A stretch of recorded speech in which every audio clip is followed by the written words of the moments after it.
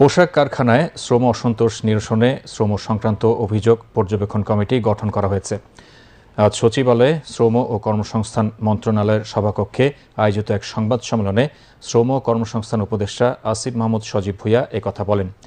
তিনি বলেন, কমিটিতে শ্রম অনুবিভাগের অতিরিক্ত সচিবকে আহ্বায়ক এবং শ্রম অধিদপ্তরের ট্রেড ইউনিয়ন ও সালিসের পরিচালককে সদস্য সচিব করে এ কমিটি গঠন করা হয়েছে।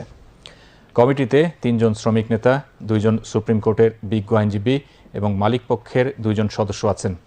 শ্রম ও কর্মসংস্থান উপদেষ্টা আসিফ মাহমুদ সজীব ভুঁইয়ার সভাপতিত্বে অনুষ্ঠিত সভায় অর্থ উপদেষ্টা সালেউদ্দিন আহমেদ, স্বরাষ্ট্র উপদেষ্টা লেফটেন্যান্ট জেনারেল অবসরপ্রাপ্ত মোহাম্মদ জাহাঙ্গীর আলম চৌধুরী, বিদ্যুৎ ও জ্বালানি মন্ত্রণালয়ের উপদেষ্টা মোহাম্মদ ফাউজুল কবির খান, মৎস্য ও প্রাণী সম্পদ উপদেষ্টা ফরিদা আক্তার, শিল্প উপদেষ্টা আদিলুর রহমান খান সহ সংশ্লিষ্ট মন্ত্রণালয়ের সচিবগণ উপস্থিত ছিলেন।